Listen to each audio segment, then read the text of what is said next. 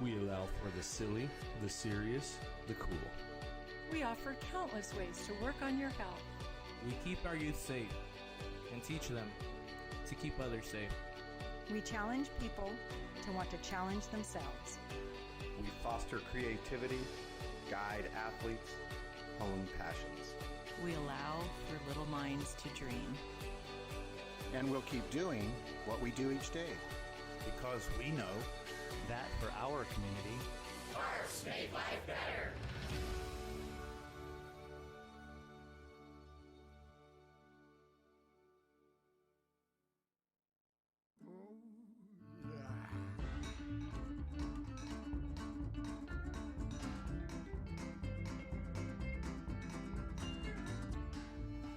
Santa Rosa, out there in the middle of everything.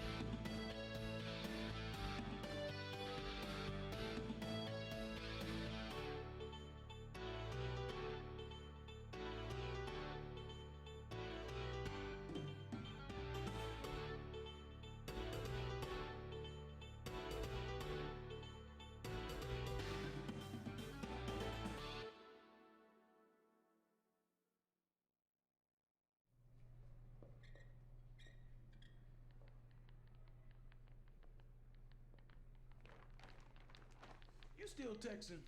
Busy. Where we at? County morgue? Not on my schedule. You scheduled it when you T-boned that minivan and sent 2 people to the hospital. Guess you was paying more attention to that thing than the road. Making sure my wife picks up my suit. Sounds like a text message that just couldn't wait. Texting and driving. A killer combination.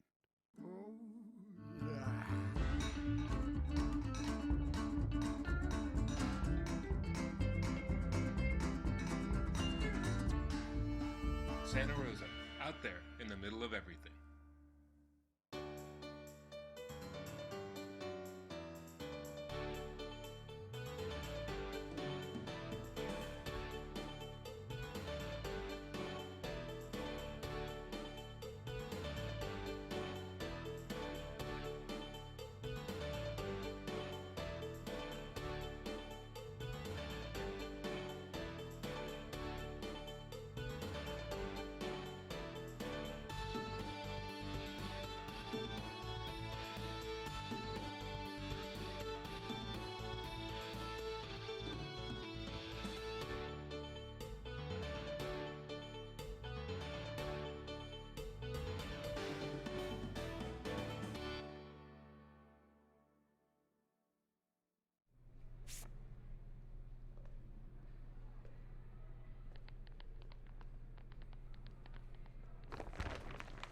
You still texting? I gotta let daycare know that I'm running late. They charge if you're late. And I'm not usually one of those people to text and drive, and I was almost done with my text when that car came out of nowhere.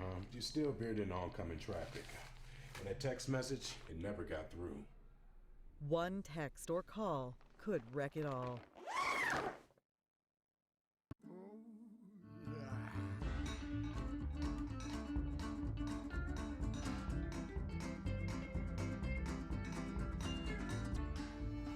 Santa Rosa, out there in the middle of everything.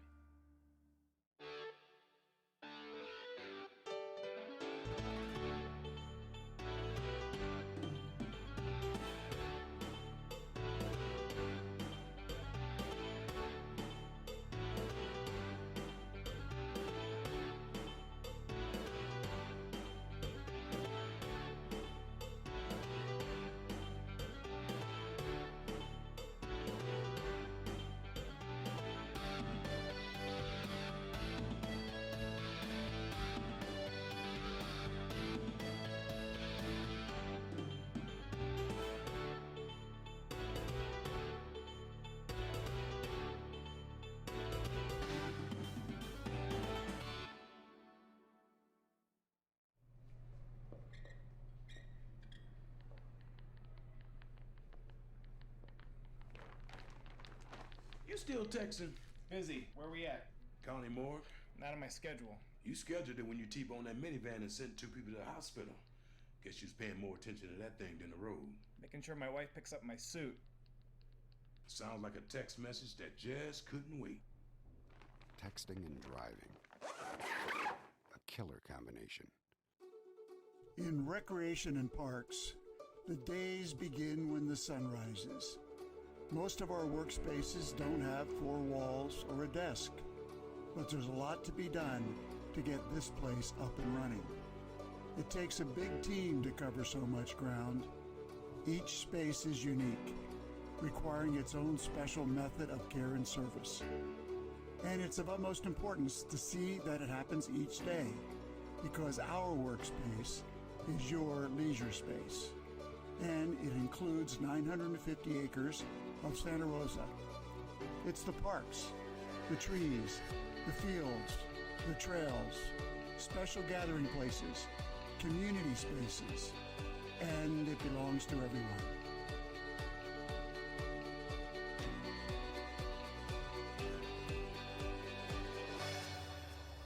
We work for our community. Striving to improve quality of life. We provide family experiences, friendly competitions, leisurely evenings, and places to bond with man's best friend. We create space for celebration, relaxation, and artistic expression. You can learn to serve a ball or learn to serve a meal. Take a walk on a path or walk the plank. We've got beautiful settings, space to show off our history. We have room to roam, to roll, or to run. We allow for the silly, the serious, the cool. We offer countless ways to work on your health. We keep our youth safe and teach them to keep others safe. We challenge people to want to challenge themselves. We foster creativity, guide athletes, hone passions. We allow for little minds to dream. And we'll keep doing what we do each day. Because we know that for our community, parks make life better.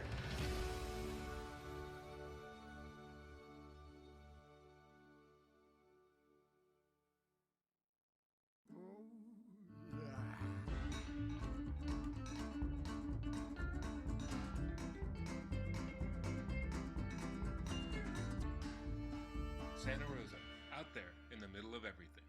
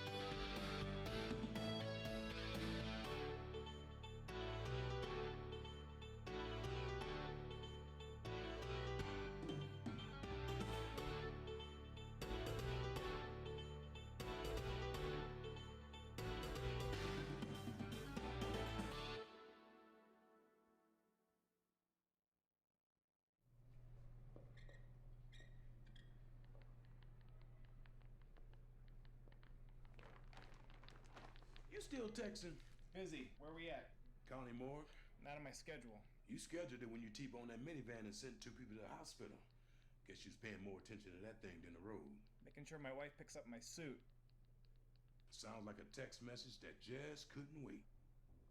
Texting and driving. A killer combination. Oh, yeah.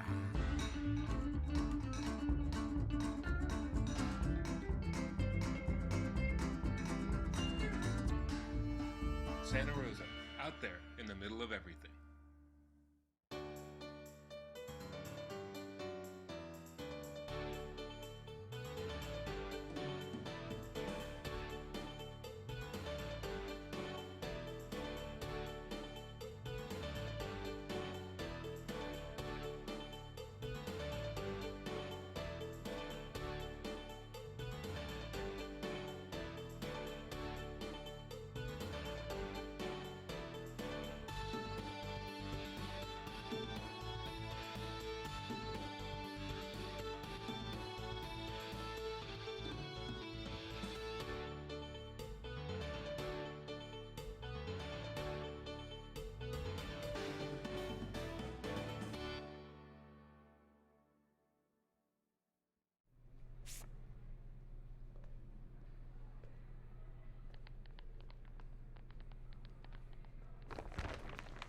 You still texting? I gotta let daycare know that I'm running late. They charge if you're late. And I'm not usually one of those people to text and drive, and I was almost done with my text when that car came out of nowhere.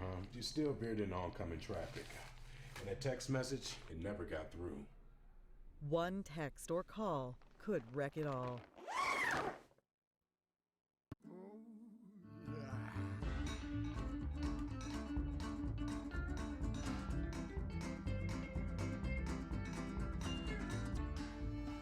Santa Rosa, out there in the middle of everything.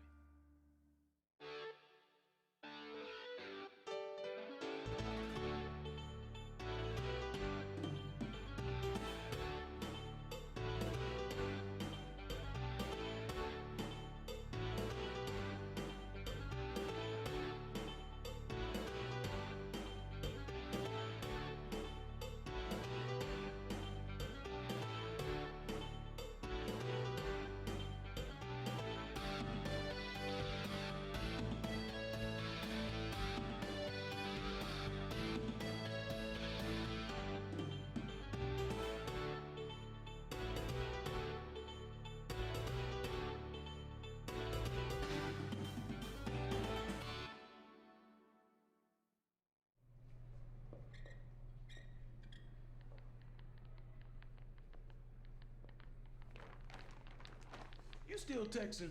Busy. Where we at? County morgue? Not on my schedule. You scheduled it when you T-boned that minivan and sent 2 people to the hospital. Guess you was paying more attention to that thing than the road. Making sure my wife picks up my suit. Sounds like a text message that just couldn't wait. Texting and driving. A killer combination. In recreation and parks, the days begin when the sun rises.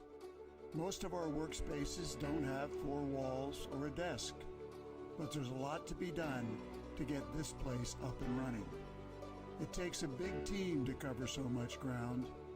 Each space is unique, requiring its own special method of care and service. And it's of utmost importance to see that it happens each day, because our workspace is your leisure space. And it includes 950 acres of Santa Rosa. It's the parks, the trees, the fields, the trails, special gathering places, community spaces, and it belongs to everyone.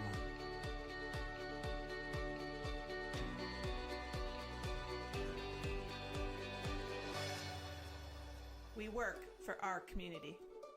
Striving to improve quality of life. We provide family experiences, friendly competitions, leisurely evenings, and places to bond with man's best friend. We create space for celebration, relaxation, and artistic expression. You can learn to serve a ball or learn to serve a meal. Take a walk on a path or walk the plank. We've got beautiful settings, space to show off our history. We have room to roam, to roll, or to run. We allow for the silly, the serious, the cool. We offer countless ways to work on your health. We keep our youth safe and teach them to keep others safe. We challenge people to want to challenge themselves. We foster creativity, guide athletes, hone passions. We allow for little minds to dream. And we'll keep doing what we do each day. Because we know that for our community, parks make life better.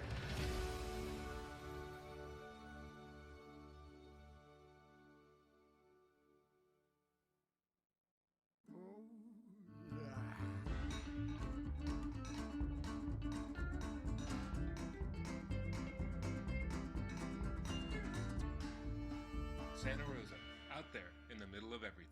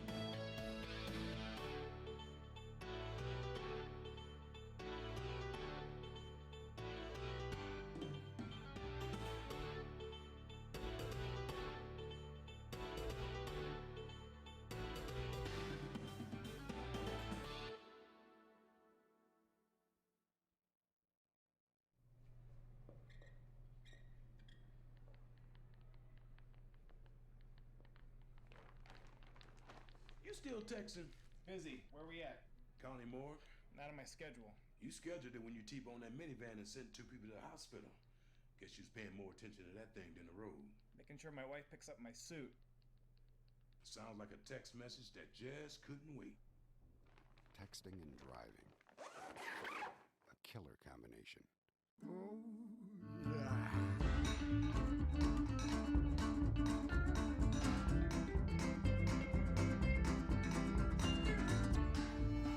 Santa Rosa, out there in the middle of everything.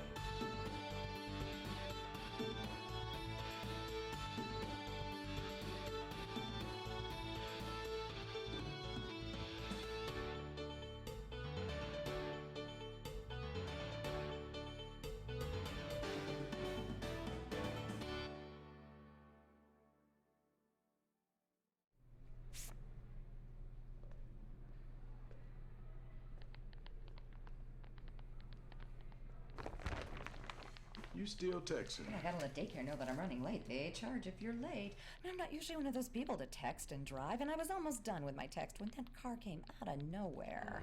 You still veered in oncoming traffic. And that text message, it never got through.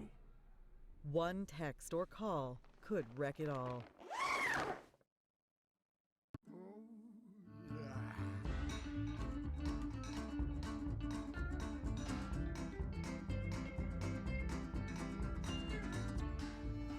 Santa Rosa, out there in the middle of everything.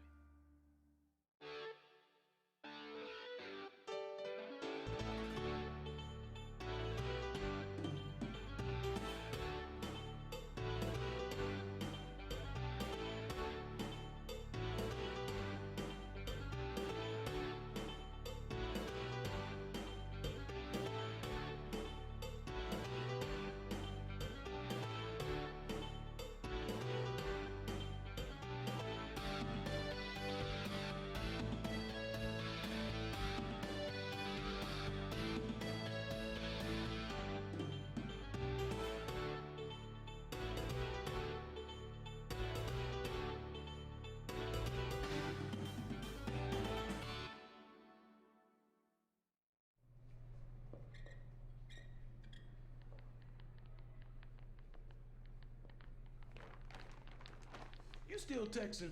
Busy. Where we at? County morgue? Not on my schedule. You scheduled it when you T-boned that minivan to the hospital. Guess you was paying more attention to that thing than the road. Making sure my wife picks up my suit. Sounds like a text message that just couldn't wait. Texting and driving. A killer combination. In and parks, the days includes 950 acres of. It's the parks, the trees, community spaces, and it belongs to everyone.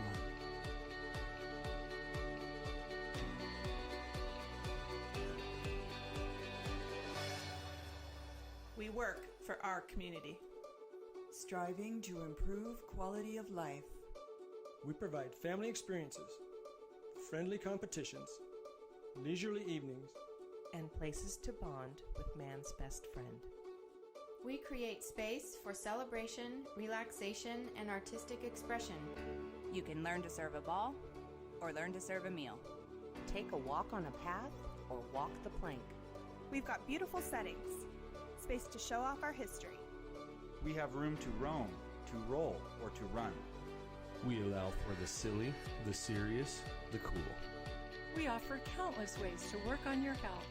We keep our youth safe and teach them to keep others safe. We challenge people to want to challenge themselves.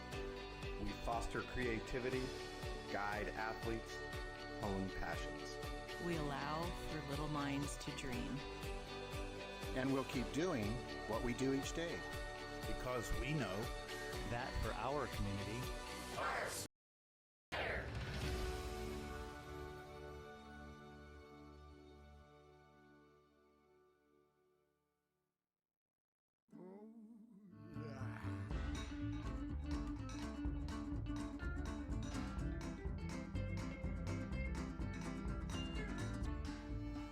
Santa Rosa, out there in the middle of everything.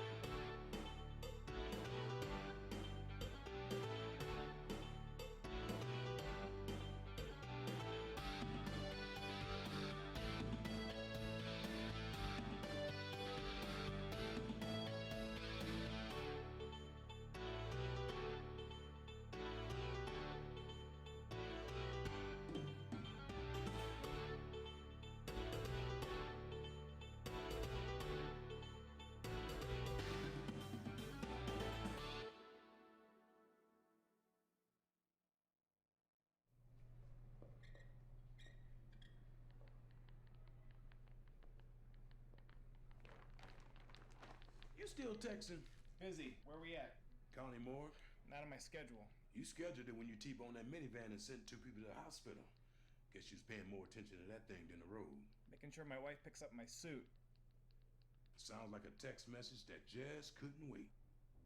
Texting and driving. A killer combination. Oh, yeah.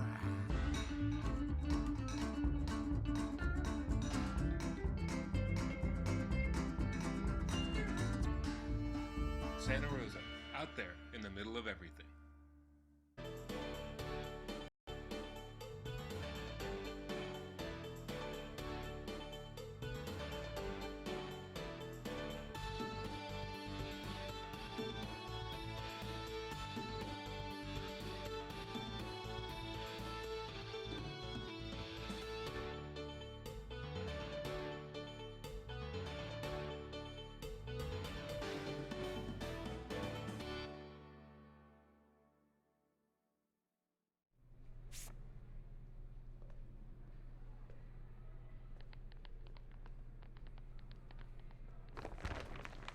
You still texting? I gotta let daycare know that I'm running late. They charge if you're late. And I'm not usually one of those people to text and drive, and I was almost done with my text when that car came out of nowhere. You still appeared in oncoming traffic. And that text message, it never got through. One text or call could wreck it all.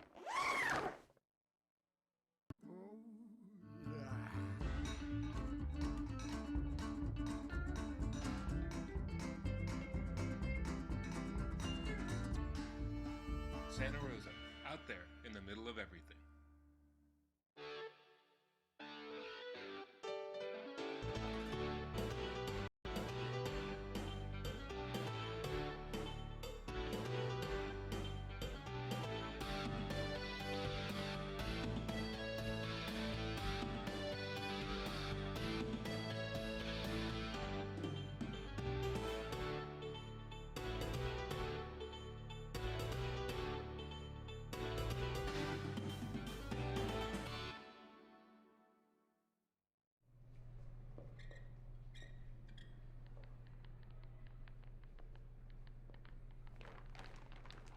You still texting?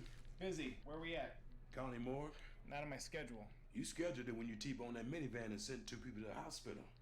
Guess you was paying more attention to that thing than the road. Making sure my wife picks up my suit. Sounds like a text message that just... Texting and driving. A killer combination. In recreation and parks, the days begin when the sun rises. Most of our workspaces don't have 4 walls or a desk, but there's a lot to be done to get this place up and running. It takes a big team to cover so much ground. Each space is unique, requiring its own special method of care and service. And it's of utmost importance to see that it happens each day, because our workspace is your leisure space. And it includes 950 acres of Santa Rosa. It's the parks, the trees, the fields, the trails, special gathering places, community spaces, and it belongs to everyone.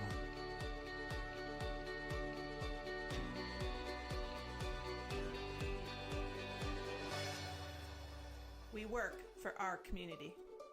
Striving to improve quality of life. Family experiences, friendly competitions, leisurely evenings, and places to bond with man's. We create space for celebration, relaxation, and artistic expression. You can learn to serve a ball or learn to serve a meal. Take a walk on a path or walk the plank. We've got beautiful settings, space to show off our history. We have room to roam, to run. We allow for the silly, ways to work on your health. We'll keep doing what we do each day. Because we know.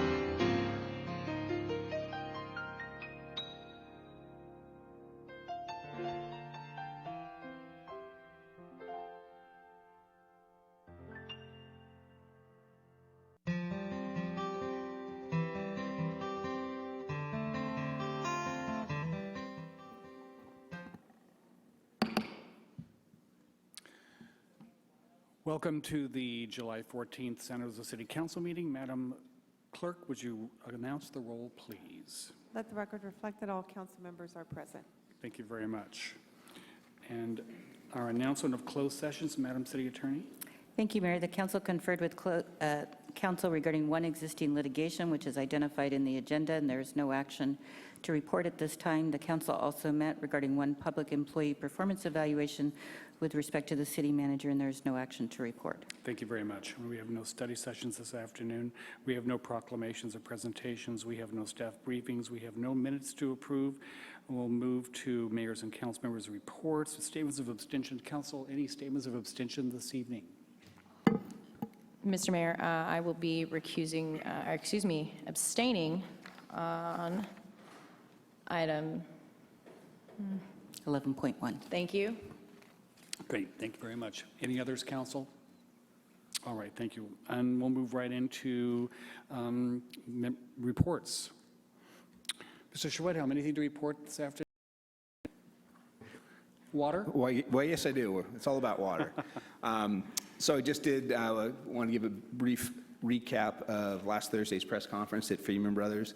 And for those of you that remember last Thursday, how many days in July has it ever rained? Well, it rained on our drought press conference.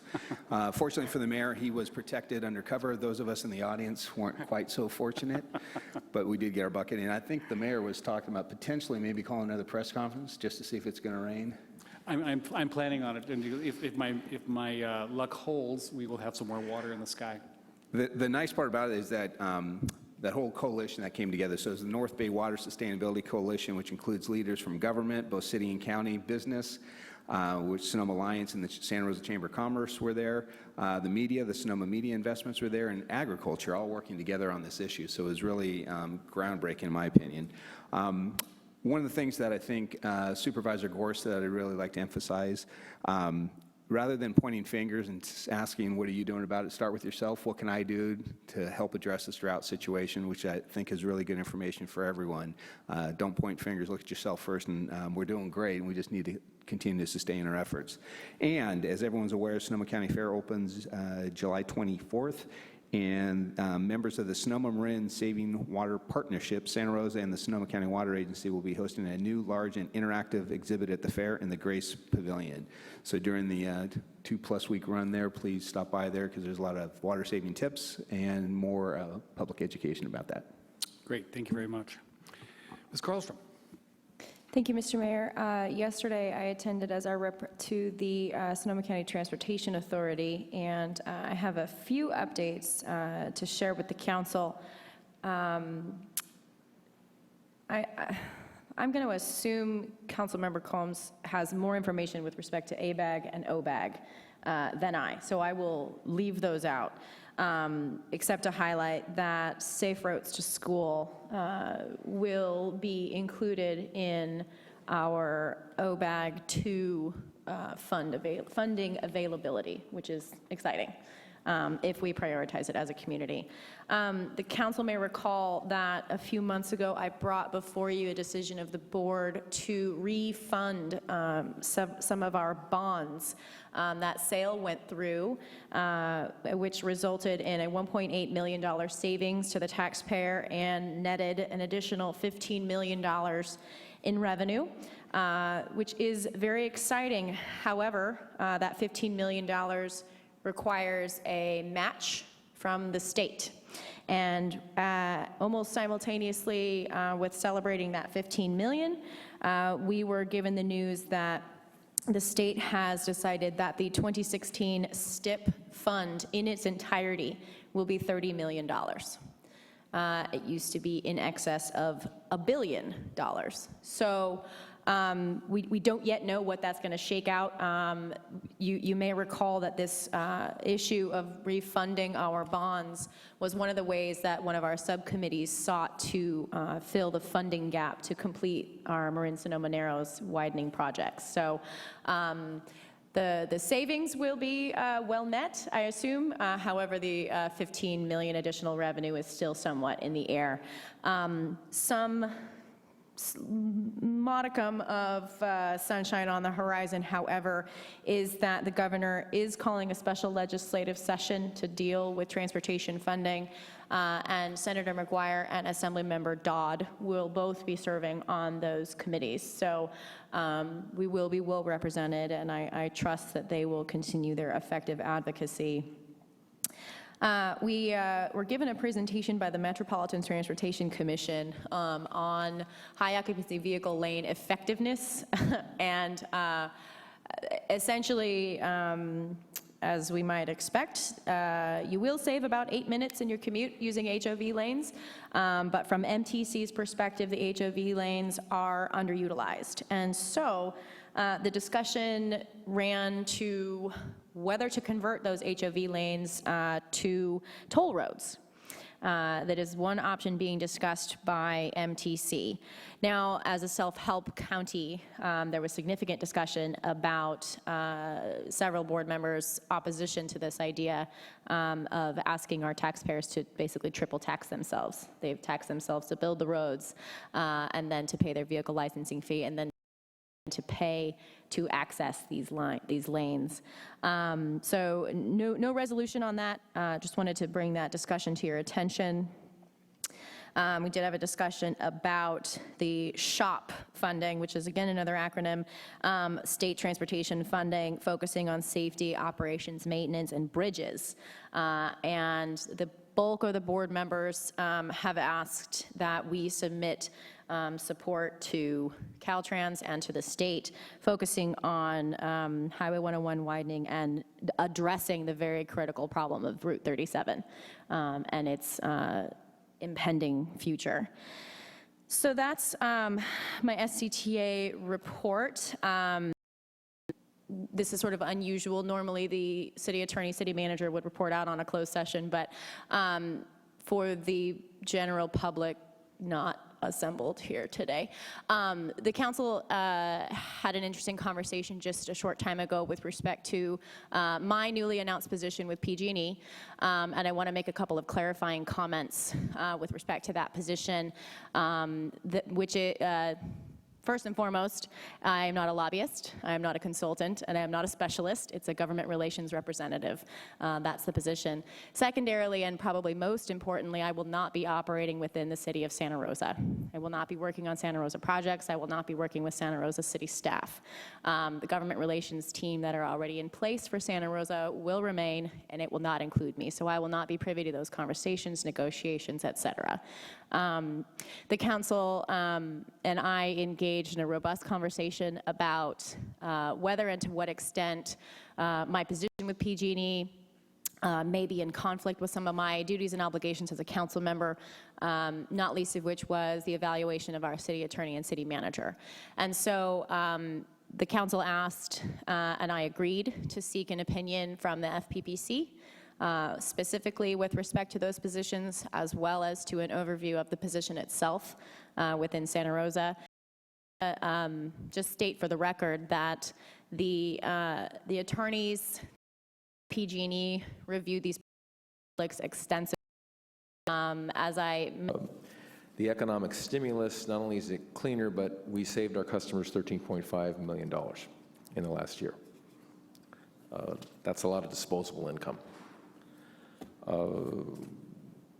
There was a discussion of some JPA rate structure changes, which have not advanced, but the two major areas that SCP staff is concerned with is the process by which SCP purchases electrical energy.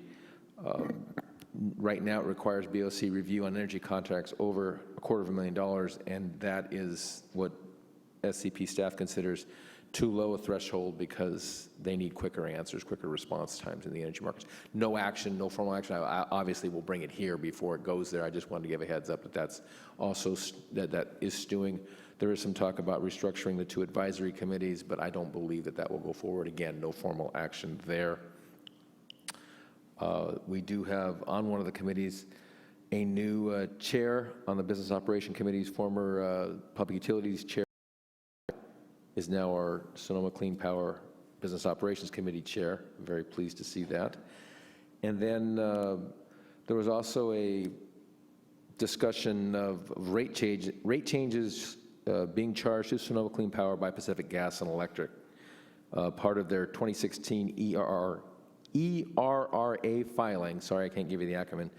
It will be finalized likely in December 2015. There's another hearing in July. There was just one in late June, and several more steps. But the crux of it is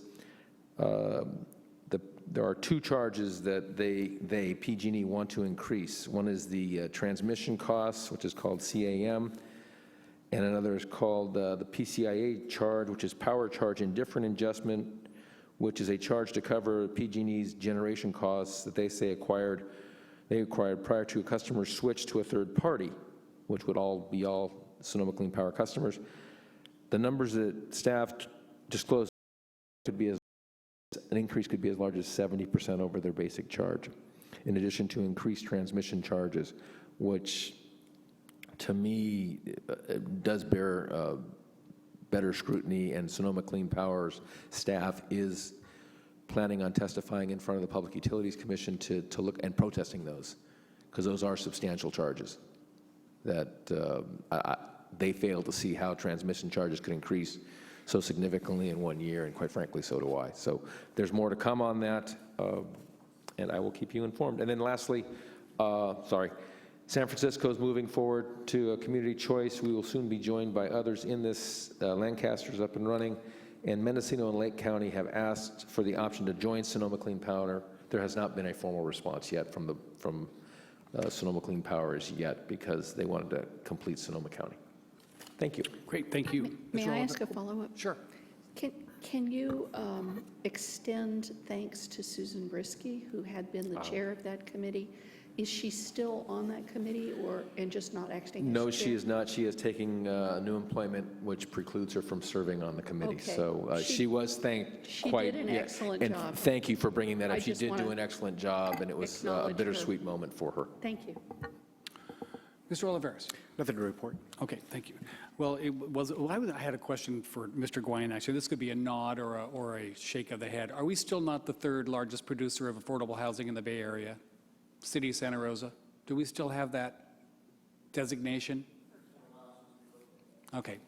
Well, we used to be, and maybe we still are, the third largest producer. So the fact that we can't get at least some brownie points, of, like in the way of millions of dollars for being such a great producer of affordable housing, that's disappointing. I agree with you that it is frustrating, and it also becomes a vicious cycle instead of a virtuous cycle. Yeah. Because by not receiving the funding, it makes it difficult for us to put in the transit that would improve our odds. Exactly. I appreciate that. Thank you. Well, today, well, first of all, I want to thank Councilmember Schwedhelm for being at the coalition, kind of the groundbreaking of the coalition the other day. It did rain. It was a great day, actually. People were really enjoying it. It is a great partnership and a bit unique. And probably, we are, as a county, we probably need this coalition less than many counties in the state. But the fact that we have one just is one more example of us working together and trying to move the needle, keep moving the needle in water conservation in Santa Rosa and the rest of our cities as well. Today, with some city staff, we visited the Mac Thin Films business here in Santa Rosa. It's a coating, another glass coating business, not unlike Ockley Labs was a number of years ago. They're very successful. They're using, and correct me if I'm wrong, Mr. McGlynn, the machine they're using, I believe he said it was 40 years old. I think that was 40 years old. It is an old machine that has been upgraded. It's a beauty of a piece of equipment. But there's no machine being produced today can do what this machine does. And they've tried to, they have new machines that do other work, but the capability of this machine in doing certain tasks, now 40 years old, is pretty cool. It's very unique, very dedicated numbers of people and employees. They have a lot of employees. They treat their employees well. And we seem to be, in Santa Rosa, a center of coating, of glass coating. Who knows? We may be doing more of it, and it's an international proposition. I mean, they have clients all over. and maybe, who knows, maybe we do more of it than anyone else in the world. In any event, it was a great tour. I did have the opportunity to welcome the torch bearers for the Special Olympics, which are starting at the the Los Angeles Coliseum in about 2 weeks. The Flame of Hope came through Santa Rosa, as it did through a number of cities in California, and they will all come together in Los Angeles to have the Special Olympics World Games being held in LA. It was lots of excitement by not only the police officers, and this is an international effort by police officers associations to help raise money and awareness for the Special Olympics, and that's why they were so heavily involved, because they are great supporters of the endeavor, and they also escort the torch bearers as they're going from city to city. So it was a real heartwarming event, and I look forward to some great successes by perhaps we have some local participants, so I'm wishing them well. And that report. Mr. McGlynn, anything to report this afternoon? Nothing to report. Madam City Attorney. Nothing to report. Thank you, Mr. Mayor. Thank you. We'll move to consent, Mr. McGlynn. Item 11.1, motion bid award LED streetlight equipment. Item 11.2, resolution, third amendment to professional service agreement number F000729 with Advanced Project for the Community Safety Scorecard. Excuse me, the Advancement Project for the Community Safety Scorecard. Item 11.3, resolution, Hyatt Vineyard Creek reconveyance of deeds of trust, 170 Railroad Street. And Mr. Vice Mayor, since Councilmember Carlstrom is abstaining from 11.1, if you could separate those into separate items after the council has had any questions asked her. And no, you don't need to leave the dais. Okay, thank you. I always had to leave. Not on an item that's on the consent calendar. There you go. Okay. Just this abundance of caution, I think, is important. Thank you. I didn't mean to have you leave the dais. All right. Thank you. Okay, council, questions on the consent calendar. Mr. Vice Mayor. On 11.1, a couple of clarifying questions from me. This is money that the council put toward this project in March, is that correct, in our mid-year adjustments? And the other question is, will this result in all of the deactivated streetlights being reactivated, and on what time frame? Hello, I'm Rob Sprinkle with Transportation Public Works, Supervising Engineer. Yes, this is related to the money that was approved in March, I believe. And yes, all the streetlights will be reactivated by July 30th of 2016. That's great. Thanks very much. Council, any other questions? Ms. Combs? I just want to cheer. Okay. Yeah, the public will be happy. We will all be happy when it's a little bit well lit, although I have to admit I'm a fan of the darker sky. I mean, we're reinstating the streetlights within a year, and we've made them LED, so they are also running in an energy efficient way. Do you know, you want to tell us how much we'll save because they're LED lights over what they would be if they were not LED lights? I didn't ask you in advance, so I'll be impressed you know the answer. On an annual, the next round of LED lights that we will be installing, which is approximately 4,000 LEDs, should save us about $50,000 annually on an ongoing basis. And then as we retrofit more, we'll yield more savings. Thank you very much. Thank you. Any other questions, council, before I move to public comment? All right, thank you. So, Mr. Canini? Mr. Mayor, on 11.1, was there a study done on the remaining useful life of these lights? We have a significant investment in these, and you're going to begin with a huge capital cost to buy the replacements. Has that curve been drawn where the savings occurs by going to a lower operating cost? And I have to agree with the mayor. We need dark skies. You've heard the term light pollution. Lighting like this can actually be unhealthy. And they have done tests on other life forms, subjecting them to strong light, and those life forms dropped dead. That's all I have on 11.1. And you could come in 11.3 as well. Yes, sir. This reconveyance, the city has a deed of trust and a funding agreement. This property is going to be sold, and is the city expected to recover its entire loan amount with interest? Is that what's going on here? Conveyance open to public bidding? Or has someone already been selected? The problem is with this project, that this project never went right. This project was rushed through in a financial disaster. City's been losing money on it, and this is one of the things that gave redevelopment a bad name. For a while there, it couldn't even pay its taxes, let alone the increment that was supposed to pay the redevelopment loan. So what exactly is going on here with this? And is the property to be sold, and is the city to recover its full amount with interest? And does this include, the city has some property there. The big building there, the convention center, I believe, is theirs, and there's a lot out front that's gravel now. Is that included in this, or is this strictly the hotel proper? Thank you. Thank you, Mr. Canini. Mr. Sprinkle, would you like to respond to the question about the lights and whether or not the replacement costs were factored in during the analysis of the replacement? So the lights that we currently have, the high-pressure sodium, have a lifetime of about 4 years. So they have a very short life compared to the LEDs, which is about a 20-year life.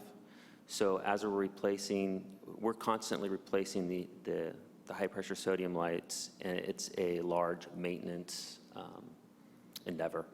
So once we do convert over to these, maintenance will be lower on these lights. And that savings on maintenance was not included in the savings that I reported. That's just energy savings. Okay, good. May I ask a follow-up? Sure. Just to clarify, I know just as when we turned out the lights, there was a process by which an exception could be granted to get a light turned on where it was urgently needed. I understand there is a method for having a light turned off in your neighborhood if you want to have the light out. I thought it involved petitioning your adjacent neighbors. Who should people contact if they want to not have a light? I'm actually not aware of that process. Okay. So I am. We're But so perhaps you could come back to us with the details regarding how to do that. We'll supply a briefing to the council detailing that what process and how it functions. Okay, thank you. Thank you, Mr. Sprinkle. Mr. McGlynn, did you capture Mr. Canini's question about the reconveyance?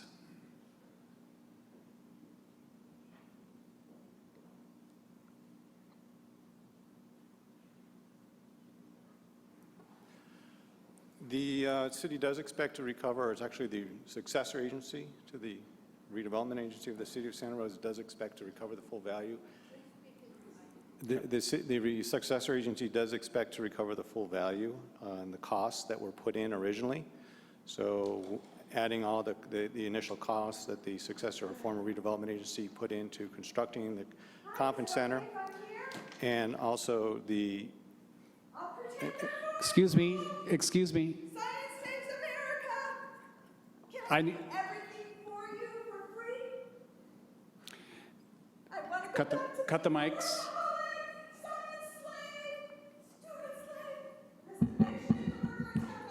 Madam, I'm going to ask you to...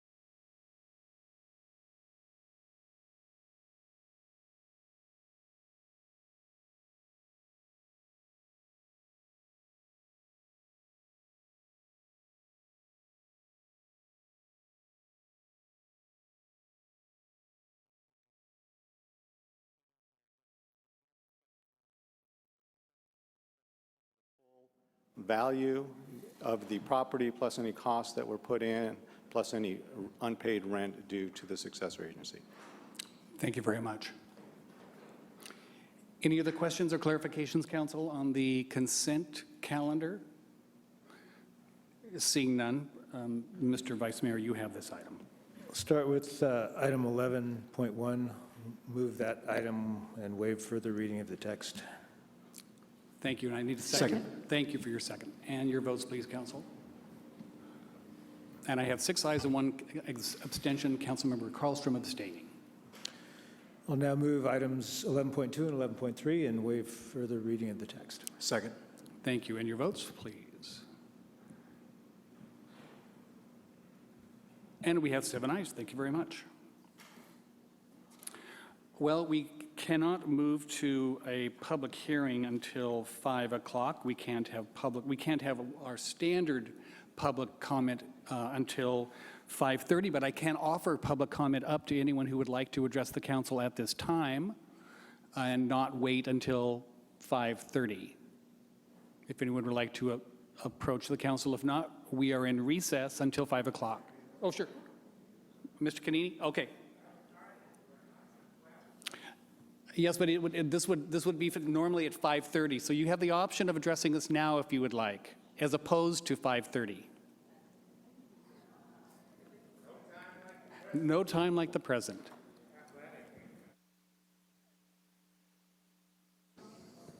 Huh? Yeah. Oh, yeah. Bus trip planner, all about money. City Bus is not interested in providing a service. Towards that end, I'd like to ask you to open all bus stops to all bus lines transiting this city. It's not about money. You have no problem opening all stops to all bus lines. As it is now, this is causing a problem. Particularly, I hear from drivers that people entering the city, particularly seniors who want to get off at the Bethany high-rise and at the Salvation Army high-rise, are denied disembarkation. There's a stop. They want that stop. They live there. They're not allowed to get off there because the city is denying the use of these stops. These are safe stops. There's a lot that goes into picking a stop. It's appropriate for buses, but the city denies that. Trip plan is a problem. And it should be sending people out of their way, and it's not telling about service that's available even when City Bus is not operating. Thank you. I'll probably be back. Mr. Mayor? Sure. I recognize we're sort of in an ethereal situation. Can I ask the city manager a question tangentially related to what Mr. Canini just asked? You're probably going to take the words right out of my mouth. Okay. Please do. It's actually with respect to the car show at Juilliard Park. Oh, it wasn't. You're not taking the words out of my mouth, but go ahead. I got a question over the weekend by somebody that goes to church with me about whether we were still planning to shut the car show down at Juilliard Park, and so I wondered if you could. We are working to a positive resolution for all folks involved in the circumstance. So we are working towards getting, there is no intent to displace the car show. Thank you. Can I follow up on that? Well, as long as you're not going too, this is not on the agenda, so as long as you're not going too far into the item. Okay, because it seems a really good use of a rehabbed courthouse square, because it will have gravel instead of grass. There's the short term and then there's long-term conversations that we need to get into. And following up on Mr. Canini's question, if you could clarify, does the city deny the use of bus stops to the county? If the county wants to use a city bus stop, do we deny that? Again, Have the county asked us? We will look into the matter. Okay. And, okay, if you could just let us know if the county requested a use of a stop and we said no, it would be nice to know one way or the other. And that's kind of what I was going to ask. A couple of times now, Mr. Canini has come down, and we are only hearing one side of the story. And whether the allegations are correct or not, I think it would be good to have some clarification if we could from City Bus and find out what the trip planner question. We're looking actively, we're evaluating the trip planner situation as we speak. Great. Thank you very much. I appreciate that. So, sure. If we have the time. We do it. We have until 5 o'clock. Okay, may as well use it. When will we hear a report back on how it's going with reimagining City Bus? Because I would think these would all be interrelated to that. I mean, again, that's coming, we're starting to stray into area which we're not prepared to deal in an active conversation. A lot's coming forward next Tuesday in the adjusted work plan, but I do know that reimagining City Bus is going to be moving forward in the conversation. The goal is to get through a completed conversation by the end of the calendar year. Thank you. We're in recess until 5 o'clock.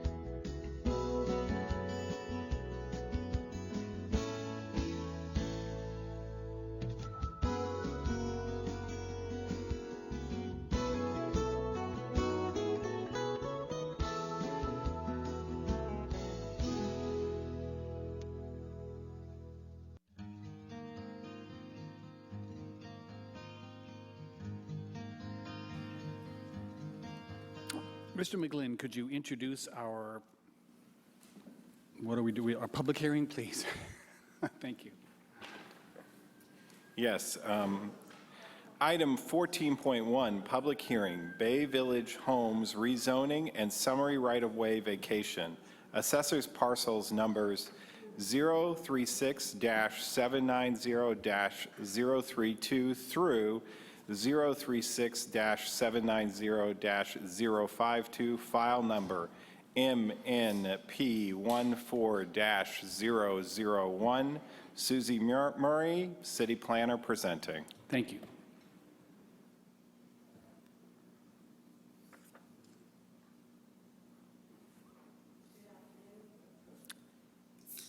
I'm here. How does this?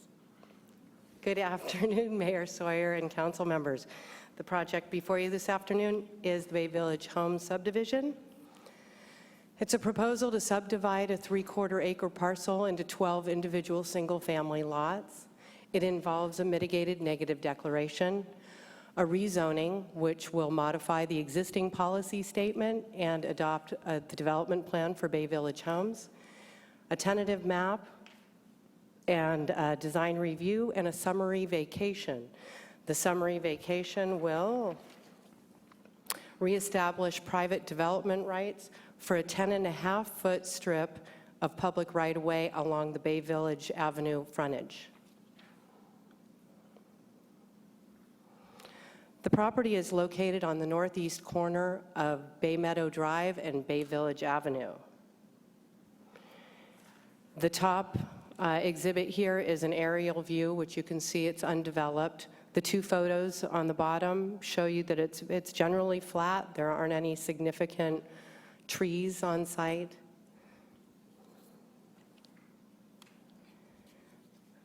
The parcel was created as part of the Meadowlark Unit 2 subdivision that was approved back in 2004. In 2012, there was a general plan amendment that was approved that was intended to eliminate obstacles for community shopping centers or sites designated as community shopping centers to develop incrementally so that a commercial or residential portion could develop prior to the component. We held a neighborhood meeting for this subdivision on February 24th last year, and it was very well attended. And I'll talk a little bit more about that in my presentation. On March 5th, we received the project applications, and we went before the Design Review Board on a concept basis on March 20th last year. Last month, the Planning Commission approved adopted a mitigated negative declaration and approved a tentative map, and they adopted a resolution recommending to the City Council approval of the rezoning before you this afternoon.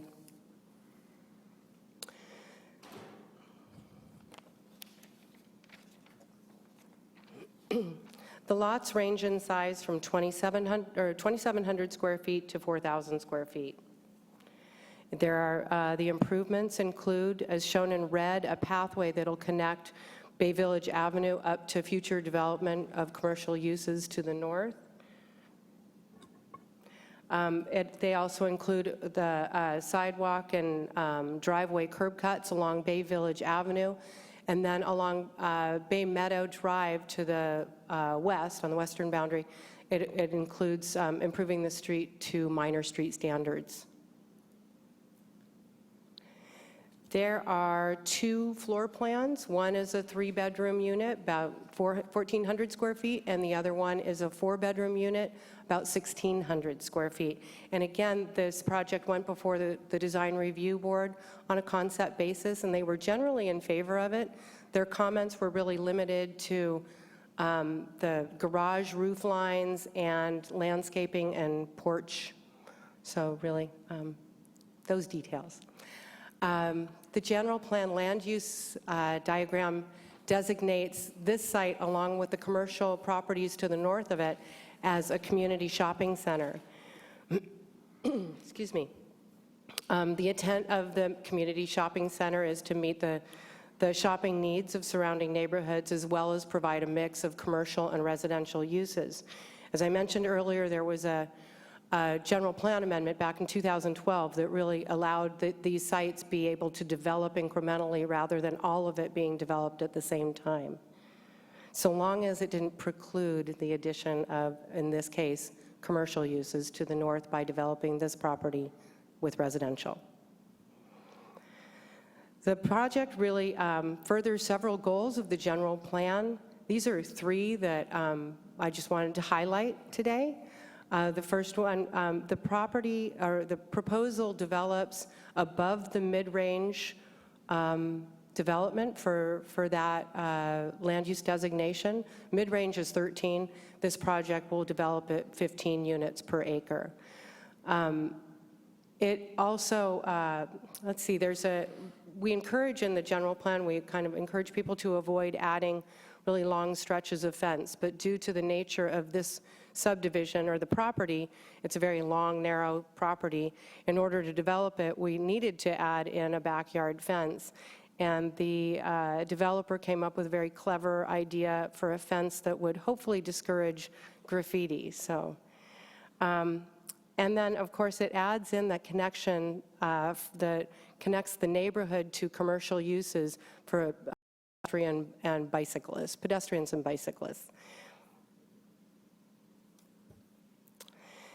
This is, let's see, on this map, the green shows the area of the development, the proposed development, and the red outlines the planned development district in its entirety. In order to approve this development plan or this subdivision, we have to amend the policy statement and adopt a new development plan, which is the rezoning before you this afternoon. That's the mechanism to get that done. The project was reviewed in compliance with the California Environmental Quality Act. We conducted an initial study which resulted in a mitigated negative declaration posted from March 24th to June 5th. And we received, during that period, we received one comment from the Department of Transportation. The comment was forwarded off to our traffic engineering department, and no further conditions were added as a result of that.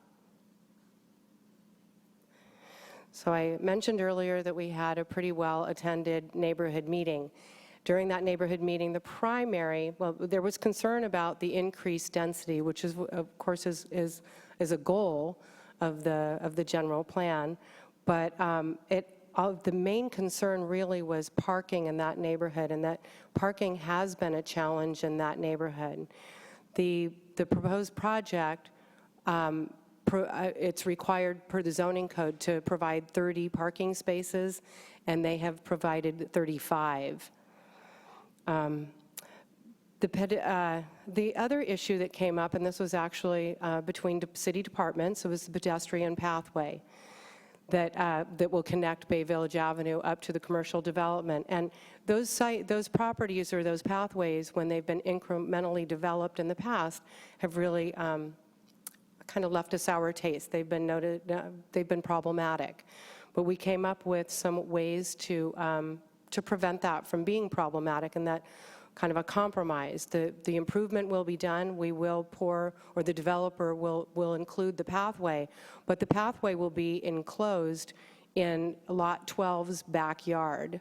So, and then at the sidewalk, where the pathway connects to the sidewalk on Bay Village Avenue, there will be boulders and a secure plaque mounted announcing the future addition of the pathway or opening of the pathway. And the result there is that people know it's coming, the improvements are made, and the property owner at Lot 12 won't be surprised. It's kind of, they know it's there, it's in their backyard. But it's also not open to the public until that second leg on the commercial side gets developed.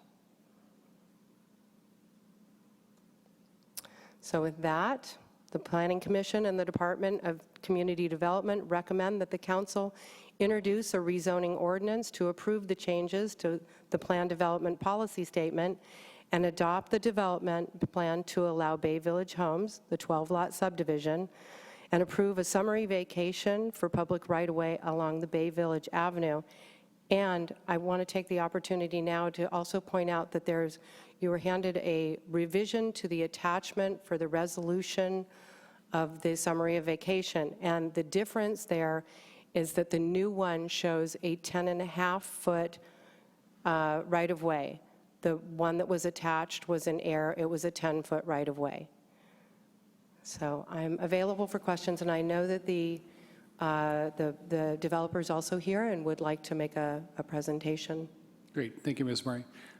Council, any questions of Ms. Murray before we move? Mr. Schwartz? Thank you. Thank you for the presentation. I have a question about, and I also watch the Planning Commission meetings. They talk about when the commercial development gets established, they'll open it up. But in the meantime, you said you'll put in rocks or somehow you'll be blocking it. Who would be responsible for any vandalism or graffiti cleanup if that were to occur? It's really going to be treated just like any other residential fence. It'll look for, if you're in the neighborhood, it's a fence on somebody's yard. The pathway is enclosed in the yard of Lot 12. So the owner of Lot 12 would be responsible for any graffiti cleanup based on our ordinances? Yeah, but it would be in the front yard. So there is the side yard of Lot 12 on the east side will share a fence with the neighbor of the next residential development over. Okay. I'm just trying to picture when you said the large boulders being there, which would stop that. So Right. I've seen graffiti on large boulders. So Okay. who's responsible for that if that were to occur before the commercial development comes up? The property owner is responsible for graffiti on their property, and that would be on the property owner's property, so Lot 12. Lot 12, all right, thank you. Yeah. Ms. Carlson? Thank you, Mr. Mayor. Susie, Claire, I actually just have a question with respect to, it's not actually pertaining necessarily to this project, but I'm looking at slide 10, where our general plan section LUL F2, requiring development at the midpoint or higher of the density range. I can appreciate that as a general plan goal. It does, however, seem to suggest that the density ranges should simply be changed. If we're requiring that development occur at the midpoint or higher, that means the midpoint and lower is not available. So why is that even part of the range? Well, if I may, it allows some flexibility. There's another general plan policy that's not up there that's also relevant in cases where you can't meet the mid-range, and there's a policy in the general plan that speaks to those situations. So if you have unusual topography, you have an excessive area of right-of-way to dedicate, then it might make it impossible to meet the midpoint. So this is the stated targeted goal that we rely on in meeting our housing goals. But it's not so explicit that if you had unusual circumstances and it speaks to another general plan policy, you couldn't do the minimum to the midpoint. But under no circumstance in the general plan can you go below the minimum. Okay, I appreciate that, and I'm glad that there's some flexibility in our general plan. I am concerned that this particular code statement creates some ambiguity. I understand our general plan cannot cross-reference each and every applicable other statement, but I'm hoping this one's been addressed, because if it's a requirement, then it's a requirement.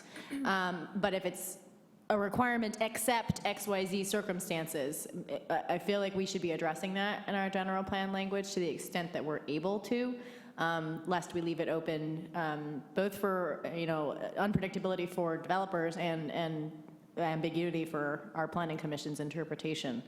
Just a thought. Thank you, Ms. Combs. Thank you.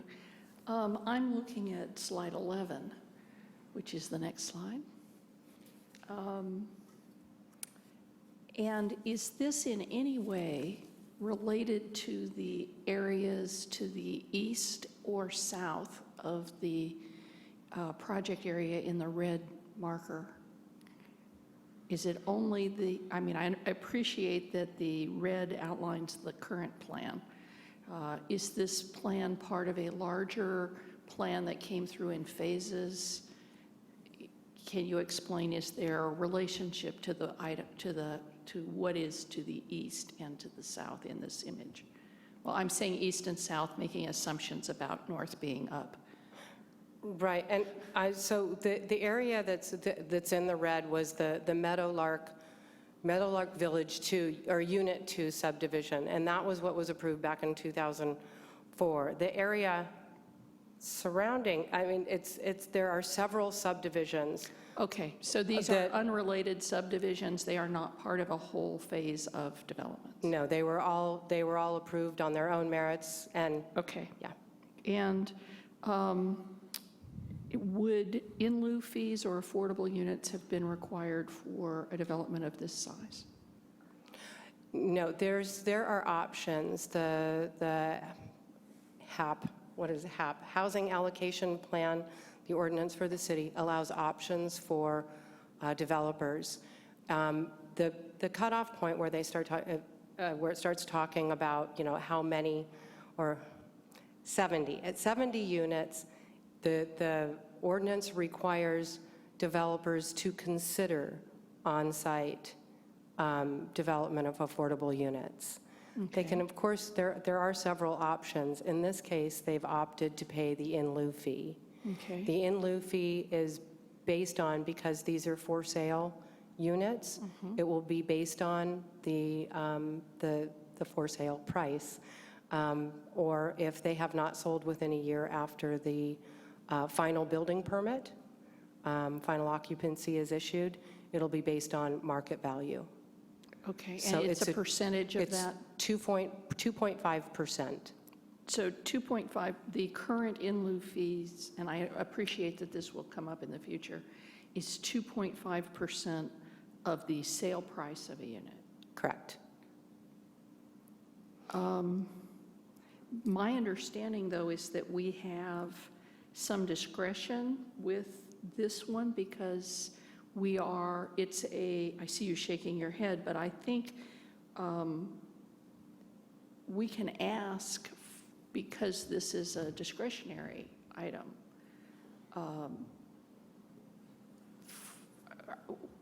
why we don't have at least one affordable unit here.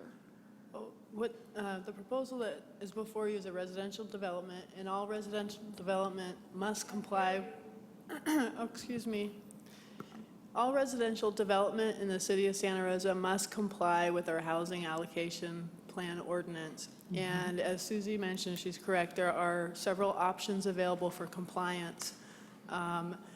What is not required for this project, it's not required to have on-site because there's other options. I think I heard that. I'm saying that we could, for example, decide not to summarily vacate. We could make a decision like that, asking if there was an option for affordable housing on this property. And I'm just reiterating that the project was found in compliance with the ordinance. Are there other ways to find compliance? Sure, but if it was fully in proposal was found in compliance, we wouldn't need to pass on it, right? It would be, there's something that we're having to make a statement about. Is that right? I'm sorry, I didn't catch that. So if it were fully in the normal course of action, it wouldn't come to council for approval. We're having to do something like a summary vacate, or changing a zoning, or, right? We're making an, otherwise it wouldn't be here. It'd be just the normal course of business. It actually, the reason that it's before you today, there are two.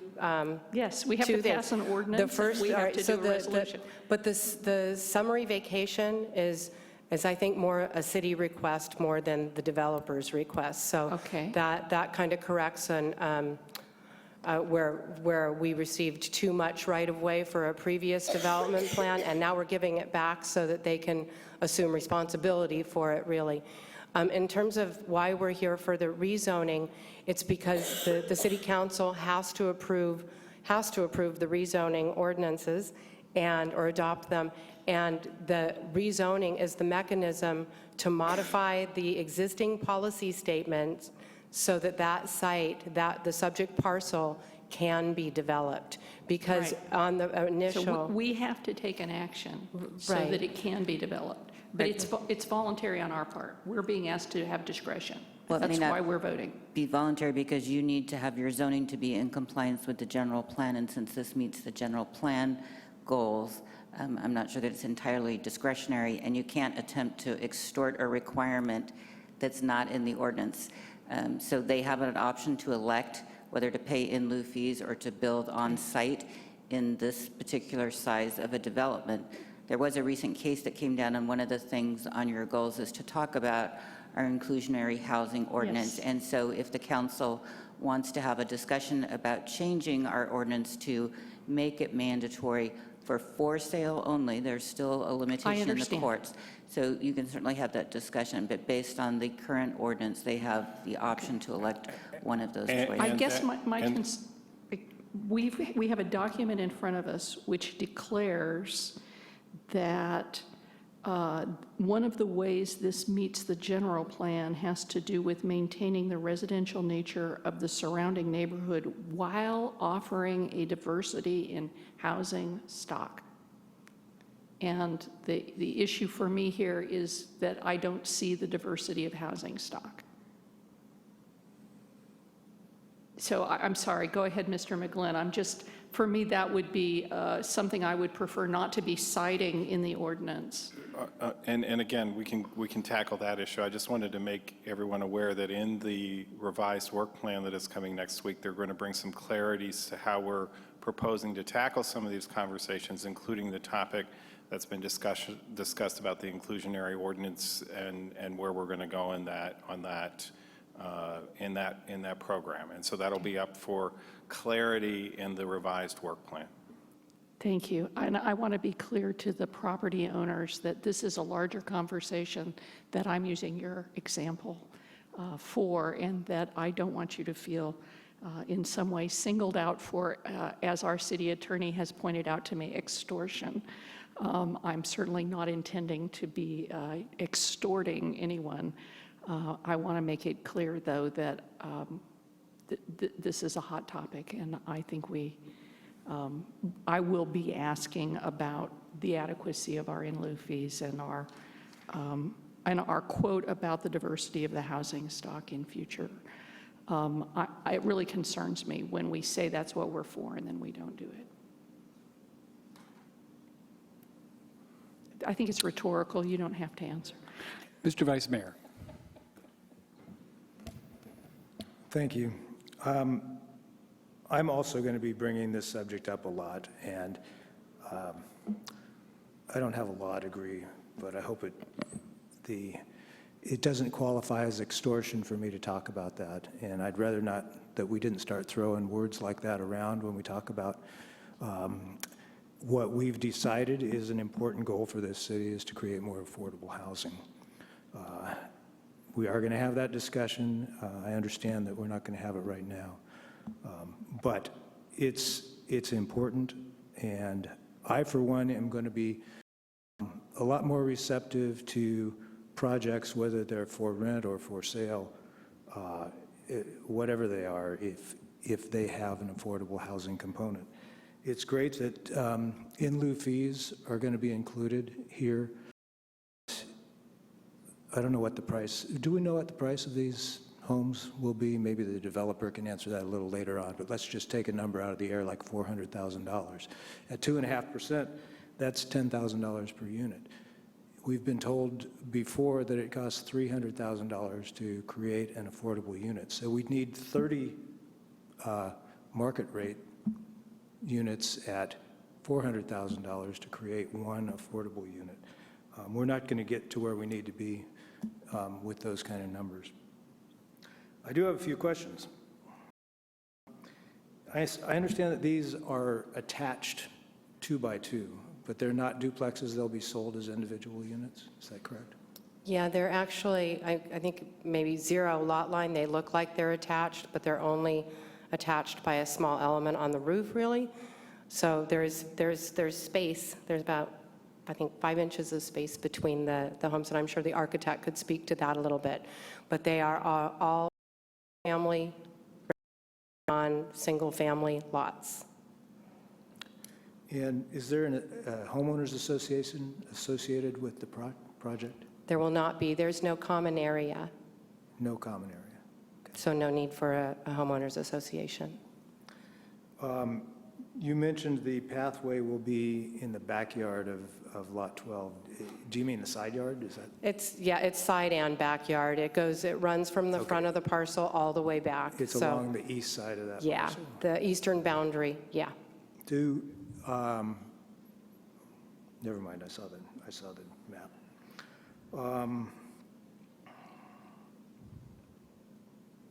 That's all the questions I have, thanks. Council, any further questions before, Mr. Wysocki, thank you. Thank you, Mr. Mayor. Going back to the vacation of the right-of-way, how did it occur that we got too much right-of-way in the past? I don't know the answer to that question, and the city engineer could not attend the meeting. I would be happy to get you that answer, but in short, the project engineer's here. Perhaps he knows the history of that. Andy, Perhaps. do you? Thank you.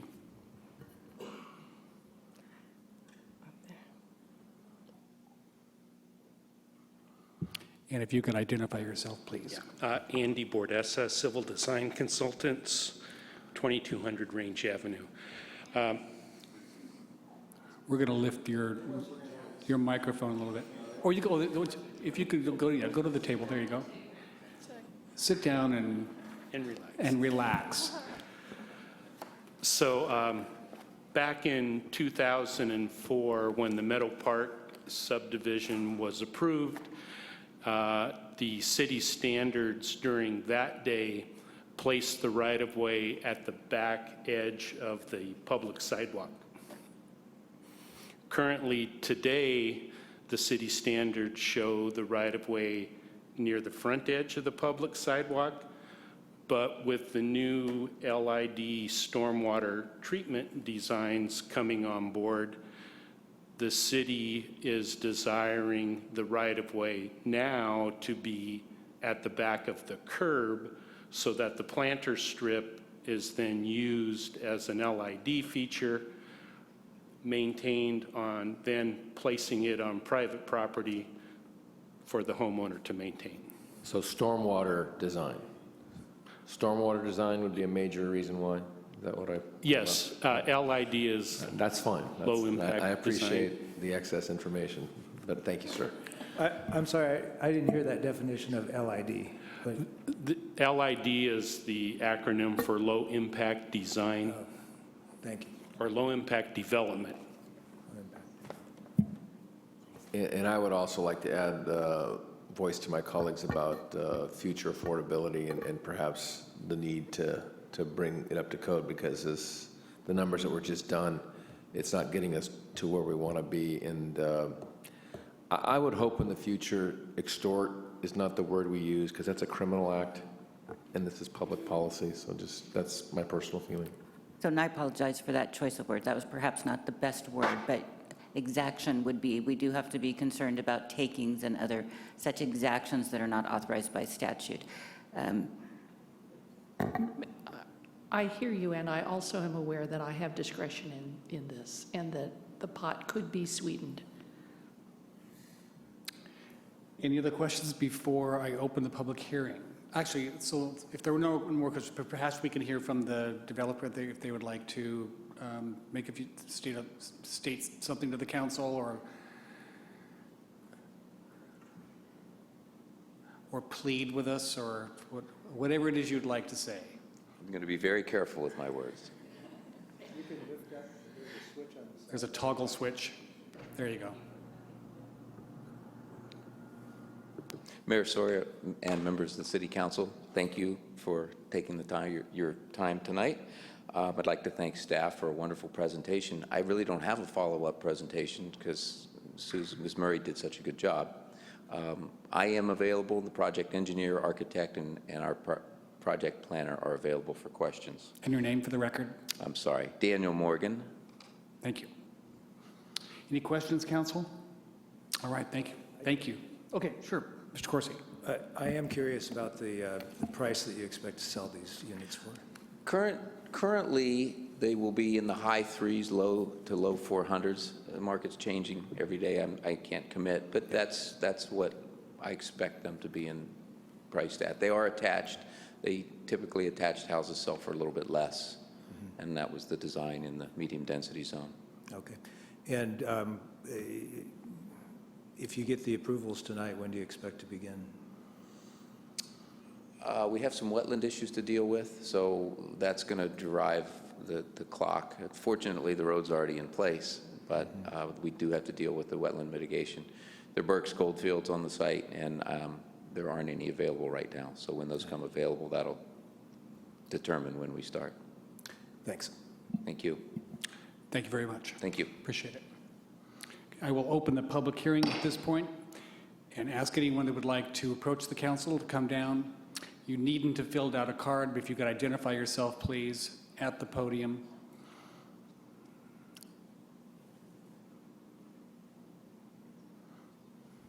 Good afternoon, Mayor Sawyer and Council Member Ann Seeley, speaking for concerned citizens for Santa Rosa.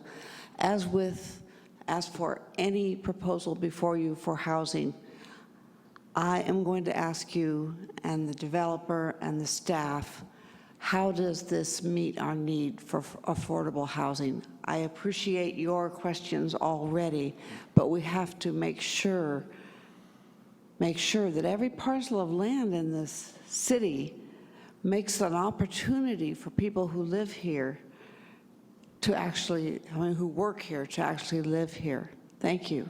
Thank you.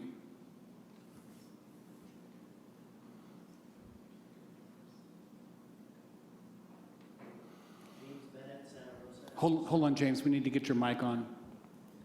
Okay, you're ready. James Bennett, Santa Rosa.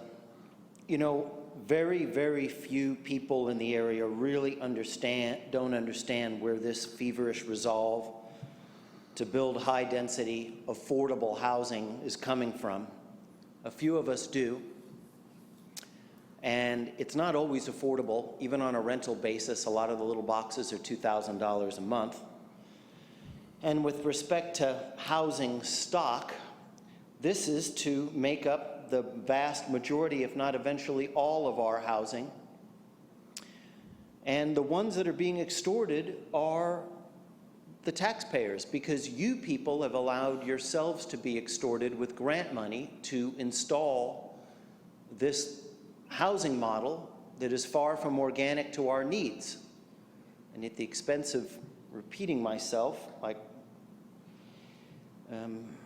through your literally being signed up with ICLEI, or as it's known now, Local Governments for Sustainability, you've allowed your integrity to the people to be compromised, and you in effect work for them. So little shenanigans like downzoning entire swaths of private property to mixed-use residential without the owners knowing about it, and then when local organic investment wants to do anything with it, you, what's the right word, jack them around so that the property falls into decline so that a developer can come and install the kind of hardscape that your handlers want. Now, this has nothing to do with the applicant here, because you'd probably grow old trying to pitch anything that wasn't mixed-use residential or smart growth. There's a certain kind of affordable housing that our handlers want, and like my adding a guest unit to my property or building a $1,200 a month little unit above my garage isn't part of it.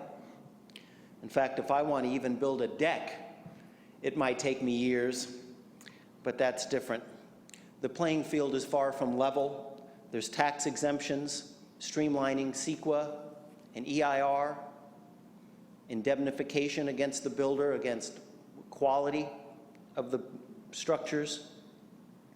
Some of us understand exactly what's going on, and like hundreds of communities across America that are in dissent of our allowing ourselves to have these globalists drive our bus via ICLEI and ABAG and MTC. I'm just another one. It's nothing unusual. In fact, about a third of the communities in America have kicked ICLEI out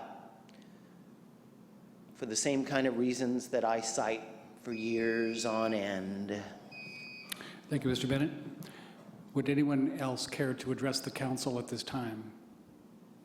Seeing no one rise, close the public hearing, bring it back to the council. Council, any final questions before we entertain a motion? Ms. Combs.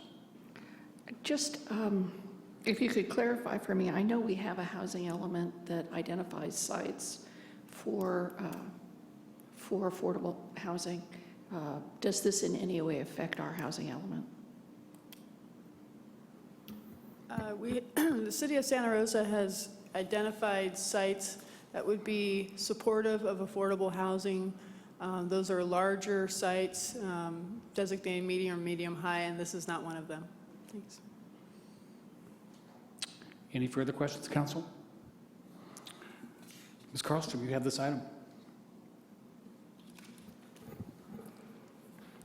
I will move an ordinance of the Council of the City of Santa Rosa amending the existing planned development 04-002 district policy statement affecting the properties located along Bay Village Avenue between Bay Meadow Drive and Monet Street, assessors parcel numbers 036-790-032 through 036-790-052, and adopting the Bay Village Homes Development Plan for assessors parcel number 036-790-052, file number MJP14-001, and waive further reading. Second. Thank you. And your votes, council? May I ask for an amendment to remove the first paragraph from that and renumber the paragraphs? The first paragraph, numbered 1, which includes that this is offering diversity in housing stock. And I think that creates legal problems for the city. There's a required finding that it is consistent with the general plan, and so Can that we should say be- it's consistent with the goals and policies of the general plan and put a period?